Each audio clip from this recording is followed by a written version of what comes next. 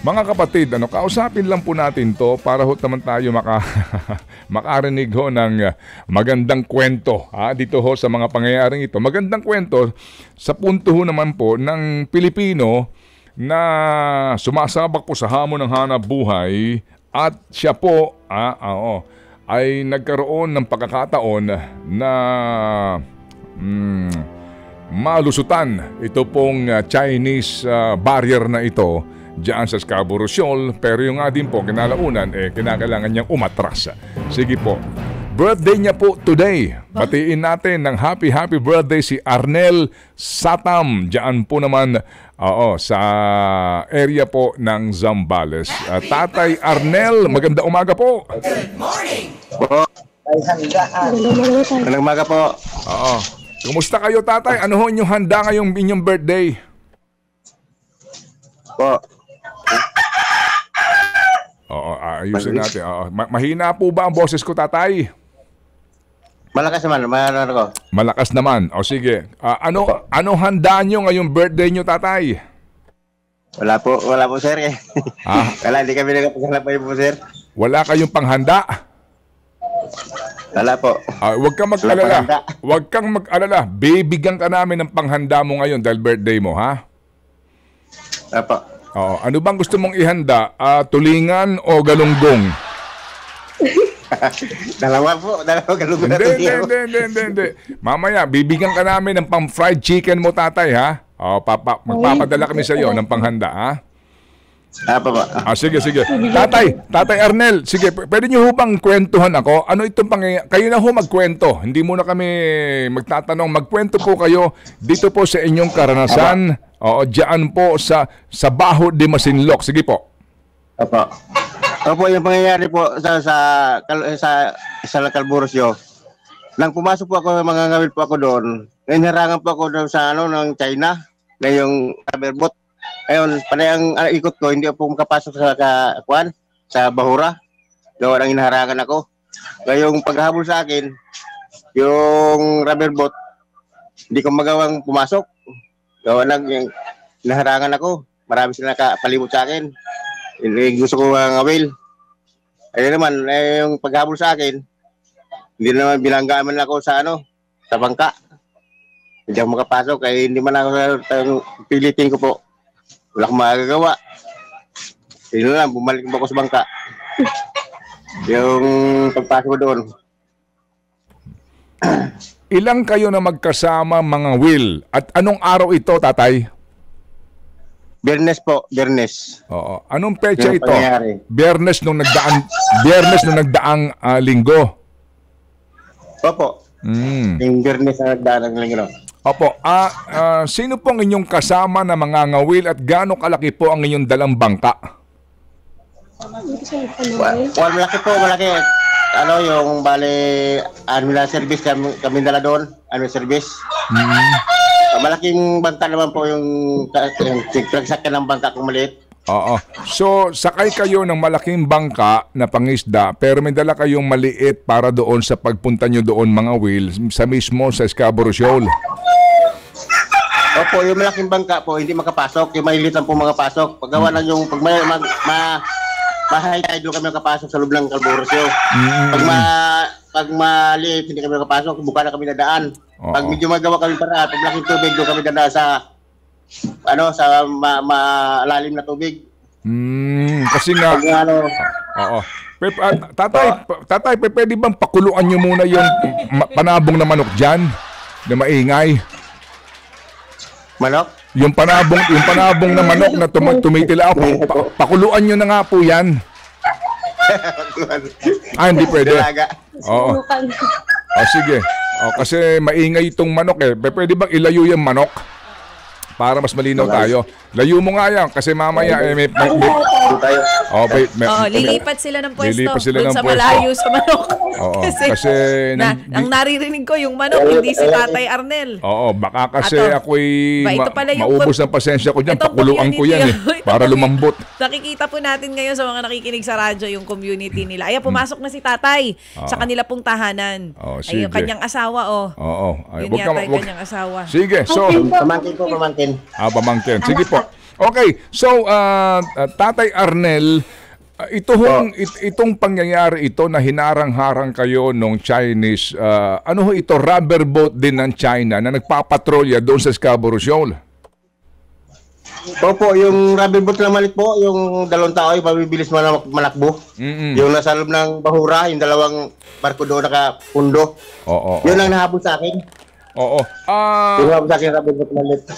Nung hinahabol kayo, dinaabutan kayo kasi mabagal po ang inyong bangka. Opo, yung hindi ako makalusot doon sa bahura. Gawa ng mabilis sila kanila eh. Mabilis sila. Kaya hindi makapunta ng loob ng bahura. Opo. Ilang kayong sakay ng bangka ninyo na maliit papunta doon sa Scarborough Shoal? Po. Ilang kayong magkasama doon sa maliit na bangka? Sa maliit na bangka, sa malaki. Sa maliit. Ako lang po, mag-iisa ko lang po. Mag-isa ka lang talaga. Oo. Ako lang mag-iisa sa bangka maliit. Opo. Sige, so... sa loob. So, paano kayo nagtapos nung Chinese Coast Guard? Meron ba silang mga salita sa inyo? Paano po kayo nagtapos?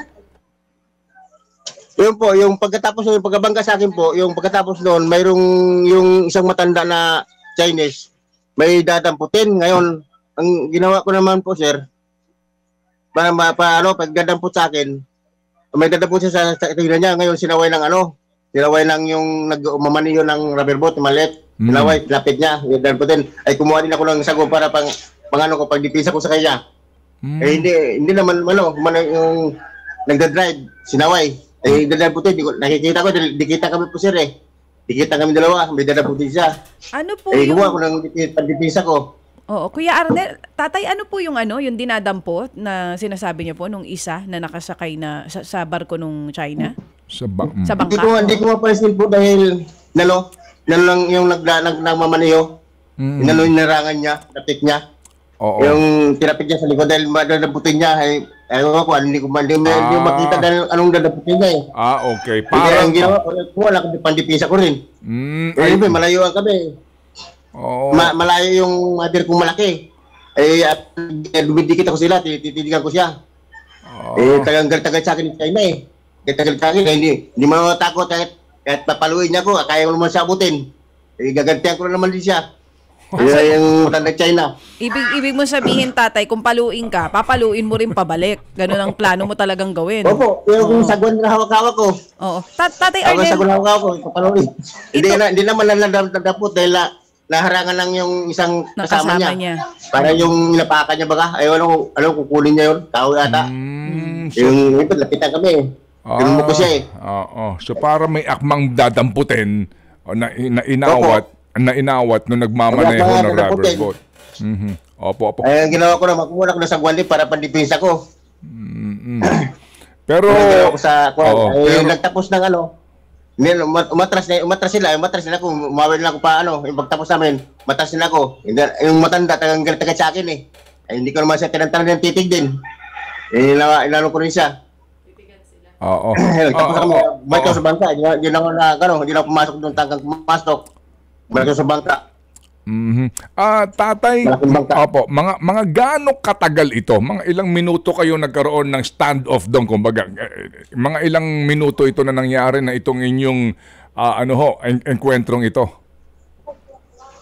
Siguro po mga 10 minuto. Mangyayari yun. 10 minuto pag mangyayari na ang pagkabulan namin dahil wala naman akong rilo po eh. Sige. So, pagkatapos nung tatay, pero bago kayo bumalik doon sa inyong bangka na pinanggalingan, ano pakiramdam mo doon? Sa totoo lang, kinabahan ka rin. Opo, yung pangyari na yun, pag sa bangka, parang nakarabahan ako. Pag ito nagawa kaya yun, ay ibang bansa kalaban ko. Pag ito nagawa, ay ako siguro tagang, siguro utosan ng ko na malalabanan ko ay siyempre pangingisda territory na ating pangingisda yan kami yung mangingisda dyan bakit na kami bawalan ay pangingisda territory namin mangingisda yan lagi kami mangingisda yan bakit binabawalan kami kaya siguro nalabanan ko hindi ko na walang loob ko siyempre mangingisda ko doon eh Bakit ganun kayo bawalan ako? Oo. Dati-rati ba, tatay, malaya kayo nakakapunta roon sa Scarborough Shoal? Dati-rati po, wala namang humaharang sa inyo na Chinese Coast Guard ron? Opo, malaya kami mangingisda doon. Yung wala pa yan sila. Kaya sabi ko, bakit kayo nandiyan sila, bakit kami binabawalan na? Ay, malaya naman kami mangingisda dyan. Kaya ganun lang ginawa ko. Ay, naglabanan ko sa sarili ko ako.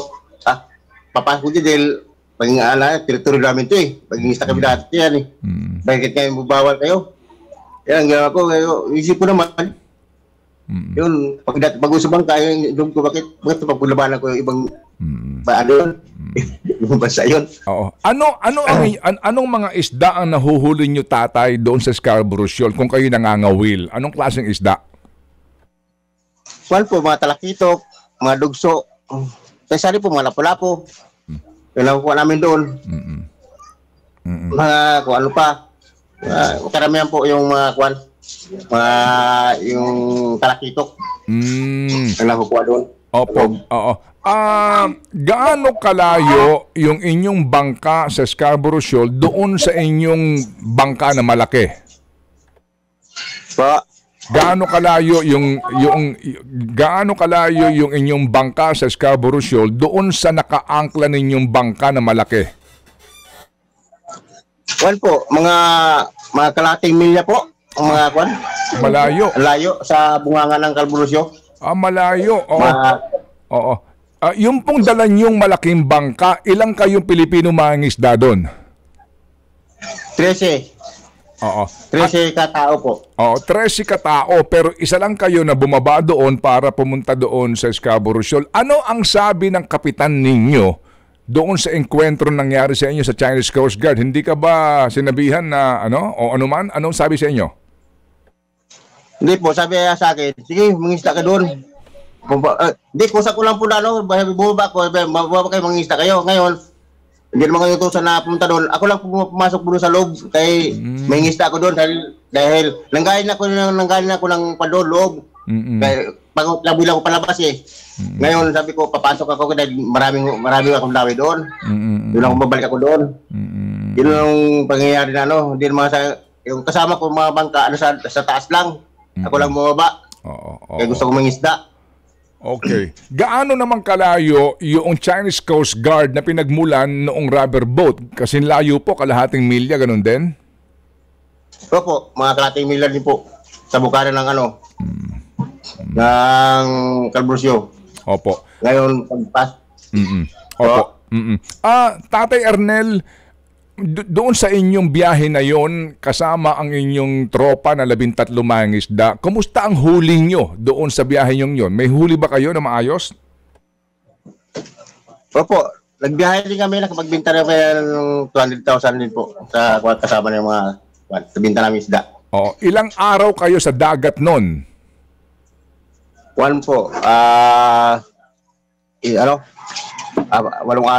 8 araw kayo sa dagat. Doon sa 8 araw nyo sa dagat, saan kayo napadpad at meron ba din pong engkwentro ng Chinese Coast Guard sa mga pinuntahan nyo maliban sa Scarborough Shoal? Doon po sa mga balsa po, pumunta kami ng mga balsa. Ayun po, pagdating doon sa balsa, wala man ng dawi doon. Kaya pumunta kami sa Calburusyo. Doon kami napaparod, doon kami nangahuli ng bunjing. Bago pagdating ng araw, mga ngawil kami sa kanto ng Bahura. Doon kami sa loob mga ngawil. Opo. Hanggang saan lang kayo nakakatawid? Nasaan banda ang Chinese Coast Guard? Sa kuwan lang po, sa tabi lang kami, sa yung hindi kami babawalan, doon lang kami pa mga ngawil. Yung sa loob, tagang binabawal kami doon. Pag nasa bukana, masinto kami bukana, habulin kami. Ayun, pupunta lang kami doon sa hindi kami binabawalan. Doon lang kami nangangawil. Sa Calburusyo, sa Paganto, Bahura. Oo. So talagang malinaw na ang Chinese Coast Guard ay may control doon sa lugar kasi hindi kayo pinapayagan na lumampas doon lang sa mga lugar na sinasabi nila na hanggang doon lang kayo. Opo, doon lang kami po sa lugar na hindi na pagbawalan. Doon kami nangangawil. Sa lugar na pagbawalan na tagahabol na kami at mga bangka. Hindi kami pasukin. Wala ho bang escort na ibinibigay sa inyo ang Philippine Coast Guard o BFAR para naman sa inyong protection din? Mayroon naman doon po na BFAR doon sa pero sa nakalayuan naman, kami lang papasok doon. Wala naman papasok kami, wala naman escort na, kami lang mga ngawil na doon. So wala... Mayroon naman, may BFAR naman doon. May BFAR pero malayo sa inyo. Sa labas na sila, sa hindi kalayuan. Oo. Ito bang pangyayari ng mga water cannon nakaranas na ang inyong grupo, tatay? Oo, matagal na yung yung water cannon kami na nakaraan, mga 3 taon na siguro nangyayari. Talagang binira kami ng water cannon. Kasi yung talagang kasalukuyan talaga yung sila, yung gagal sa mga bangka. Binira kami ng water cannon. Paligwa pa kami sa buong bangkay. Talagang yung sinampay namin, tagang talsikan. Dalawang bis kami nangyari noon. Pero 3 taon na po nangyari. Yung na yun, ginawa kami yung water cannon. Ilang taon nangyari ng na yan, kalburo na, ng bantay siya. May 3 taon na ang mangyari yun. Opo, sige. So, kapag ho ba kayo naglalayag, tatay, kumokontak kayo sa Coast Guard sa inyong radyo para sabihin kung nasaan kayo at ang Coast Guard ba naman may instruction sa inyo kung hanggang saan lang kayo? Opo, kumukontak po sa Coast Guard po. May radyo naman kami, nagkatawagan naman kami. Kumukontak naman kayo doon. Opo. May tanong lang po si Chacha, tatay. Go ahead, Chacha. Yes po. Tatay Arnel, ilang taon na po kayong mangingisda? 20 years na po ako nangingisda po. 10 years po? Opo, 20 years na. 20 years. At sa loob po ng 20 taon na kayo po ay nangingisda dyan sa Zambales, kailan po nagsimula yung parang nahihirapan na po kayo na makapunta dun sa Scarborough Shoal at makapangisda? Kailan, natatandaan nyo po kung anong taon yan? Opo, anong 2015. 2015. Yung kasalukuyan talaga ng yung China. Talagang pinahirapan kami dyan sa Kalburo. Yung lagi kaming tinatira kami ng China, water cannon kami. So, simula... Pipilit kami yung isda doon. So, simula po nung 2015 hanggang sa ngayon, medyo hirap po kayo makapangisda sa area na yan. Opo. Talagang hirap din kami mangisda. Yun lang malapit na bahura pinupunta namin dito sa Zambales At ibang malayuan Oo. Simula lang kami po nangisda. Simula po nung 2015 hanggang sa ngayon, napansin niyo po ba na parang bumababa po ba yung bilang ng mga nahuhuli ninyo dahil po sa paglagi ng China dyan? Opo, talagang humihina ng panghuli namin. Gagawa lang yung inaharangan kami. Yung dating wala pa yan, talagang masagaran pa kami dyan. Yun po bang yung pangisda? Yun po bang ibang mga kasama nyong mangingisda dahil sa nangyayaring gulo dyan ngayon, naghanap na po ng ibang pangkabuhayan? Po. Yung pong ibang mga kasama nyong mangingisda, hindi na po ba, nagdesisyon po ba na wag na lang mangisda at maghanap ng iba na lamang trabaho dahil sa hirap ngayon ng panghuhuli dyan? Ang iba siguro po, pero ang iba naman, doon pa rin pupunta pa rin siya doon. Tuloy ang iba mga ngisda naman. Iba naman hindi naman siguro hindi na ngisda na. Pero kami talagang pa rin kami doon, nangisda pa rin kami doon kahit binabawalan kami dahil yun lang ang ibang pupuntahan Yun ang masaganang isda doon Oo, wala namang ibang trabaho, tatay, ano po? Walang trabaho po kami. Yun lang pangingisda lang taga namin, panghanap po sa pamilya namin. Opo. At kitang-kita ko po sa kulay ng inyong balat, tatay, na kayo po totoong mangingisda para din po kayo mga magsasaka. Ano po ang ating kutis, kitang-kita. Tatay, tatay, inyo bang nabalitaan, di ba merong mga dalawang bahura, yung Rosul, Iroquois at saka Escoda Shoal, na namatay yung mga corals? Yung bang lugar na yon na pupuntahan ninyo? Hindi ka po nakakarating doon, maliit ang bangka namin. Diyan lang kami sa malapitan. Nakikita namin pero hindi kami nakakarating doon. Malayo na Malaking gastos doon, malaki nang gagastos yung punta doon. Oo, sa Kurudo. Sa Kurudo. Opo. So, dito ba sa Scarborough Shoal, meron na bang palatandaan na nasisira yung mga coral doon? Meron po. Meron po na nasisira doon. Matagal na. Pag pinasok ka namin doon, mga kuros, mga durog na eh. Ewan kung pinagagawa nila. Mga sira-sira na yung mga bahura. Oo. Pag magpasok kami doon. Kaya kami, pag nakikita kami nandun sa loob, binubugaw kami. Ayun, hindi namin alam kung anong ginagawa nila. Pag nandun na sa loob, dahil nakikita namin, mga kuros doon nadudurog na rin. Pag nasa loob kami, malayo pa tataboy na kami. Kung may ginagawa sila sa, kung hindi ka dapat sa bahura. Kung anong ginagawa nila. Hindi namin nakikita. Dahil malayo pa lang, bubulabugin na kami. So kung 20 taon na kayo nangingisda, 20 taon nyo na napapasyalan itong Scarborough Shoal at nakikita ninyo yung pagkaiba noon ng bahura at kabuhayan ng coral reefs doon kumpara ngayon. Opo. Oo.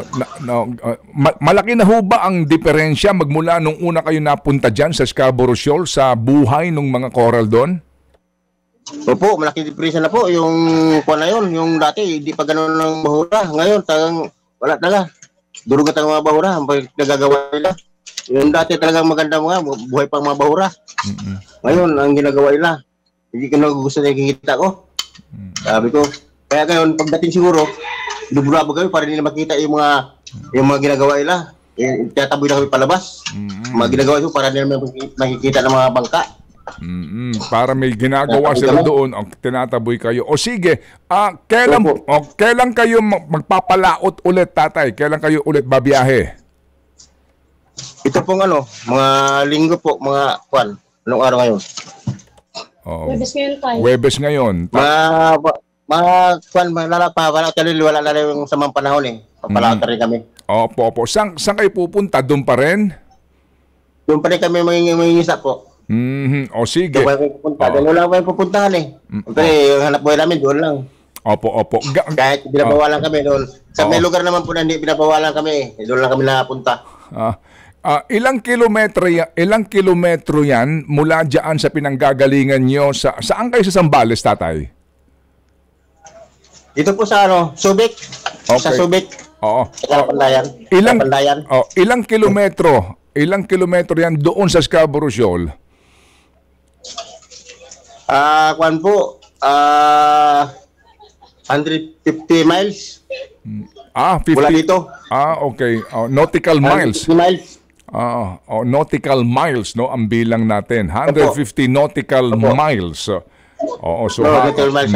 Mula dito, paglabas namin po, Putang Calburo. 150 miles. Malayo yan. Malayo po yan. Halos Kontak magdodog. namin. Isang gabi, isang araw po. Isang gabi, isang araw. Ang biyahe. Isang gabi ito ng hapon. Dating kami doon, hapon na rin. Bali, 24% takbo namin. Malaking gastos, malaking hindi sila naubusin. Punta doon. Isang araw at isang gabi ang biyahe. Opo. Abay, talaga Punta naman. doon. Opo, sige. So, tatay, hanggang kailan kayo at ang inyong grupo mangingisda dyan? At ano ang inyong mensahe sa aming lahat ng mga Pilipino na sumusubaybay sa inyong pong pakikibaka sa pangingisda sa ating karagatan? Sana po, yung matulungan din kami po sa pangingisda para malaya kami dyan. Yan ang misay namin yun. Yung para mga kasama namin. Din, malaya din mangisda. Mapaalis sila dyan. Yan gusto namin. Wala kayo mapunta na pa yung mangisdaan eh. O sige. So, tatay, dahil po sa birthday ninyo ngayon, paano ba ako makakapagpadala sa inyo ng 3,000 piso para meron kayong pambili dyan ng fried chicken at pampansit si nanay? Dito lang, sir. Oo. Dito lang po, sir. O sige. Tatay. Opo, ito po. Salamat. Ito po lang naman po, nataon lang kasi na birthday nyo, tatay. So, meron kami regalo sa inyo. Meron kami regalo sa inyo, 3,000 piso, ha, tatay? Opo. Oo, para kayo makabili ho. Bilhin nyo ho yung manok na panabong sa kapitbahay nyo. Pero masyado yata matigas yun pag ginawa nyo yung tinola. Ha? Oo. Opo. Magkano ba ang inyong kinikita, tatay, sa loob sa inyong pangingisda na yan? Yung 3,000 piso, gaano katagal kitain yun sa pangingisda ninyo? Kuwan po, yung may 8 araw. Sa sa pangingisda namin, 8 araw na pangingisda. Gastos kasi yun, sir. Malaking gastos, kaya binta kami ng 200,000 pero marami pang gastos. Ang gastos namin, 150,000. Ang sa atin namin, ngayon, papati lang kami. Ilang kami taong kumon. 8 kaming kumon. Papati namin yun, nasubra. Oo. Kunti lang papatin. So 50,000 pagpapartihin nyo, 8 kayong common ka mo, may kapitan pa, tsaka yung kami ano. katao magpapati. Ang kumon, yung balik, 13 kami katao. 13 kami katao, magkanuhan doon, mabagi. Oo, tapos po yung 3,000, 8 araw yung 8 araw na trabaho yun. Yung Opo. Trabaho. Sige, Hindi lang abutin. opo. Minsan naabot kami ng 12 days. Oh, Naabot okay. kami ng 12 days sa hanap buhay. Pero sa awa ng Diyos, tatay, sa inyong 3 anak, 2 na yung nakapagtapos. Opo. Ano natapos Isa pa noon? nag-aaral po. Ano po natapos noon? Ano ba? Ha? Vocational lang po yung 2. Ang 2 vocational, natapos na po. Opo. At yung bunso po, Pamangkin ko, katapos din po ng teacher. kayo Nag-aaral ko itong pamangkin ko. kayo nagpaaral. Opo. Uy, talaga naman. So ito Apat sila magkakapatid po. Oo. Ako din po nagpaparas sa kanila. Ganun. Yung mga pamangkin ko, siyempre wala sila magulang. So Wala sila tatay po. ilan Wala ang sila tatay, ako lang po nagpaparas sa kanila. ilan po pinag-aaral ninyo? Pagkatapos itong 4 magkapatid, ngayon, nagpagtapos yung anak ko, yung ang nag-aaral ngayon, isa lang, yung lalaki.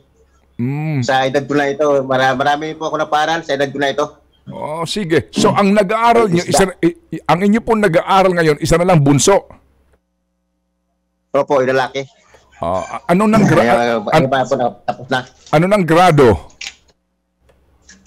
Ano nang grado? Grade 8 yung lalaki ko. Okay. Grade 8 nag-aaral. Grade 8. Opo. Nagmensahe sa akin yung ating kaibigan na si Happy Anonymous, dapat daw bigyan ka ng 5,000 ngayong umagang ito. 5,000 papadala namin sa tatay para doon sa pag-aaral ng bunso mo. Opo. Maraming salamat po. Oo. Sige, ha? Pa-birthday tatay sa inyo. Yung 3,000, yung 2,000, magamit po ninyo dito po sa inyo nag-aaral na anak. Tatay, ha? Opo. Opo. Okay, sige. So, tatay, happy birthday, tatay. Thank you po. Thank you po, sir. Opo. Salamat din po. Opo. Mabuhay po, tatay, ha? Salamat po na marami. Thank you, tatay. Mag-iingat po kayo. Salamat sa inspirasyon. Mabuhay. Thank you. Ted Filon at DJ Chacha. Ngayon, nasa Radyo 5, 92.3 News FM. Monday to Friday, 6 to 10 a.m.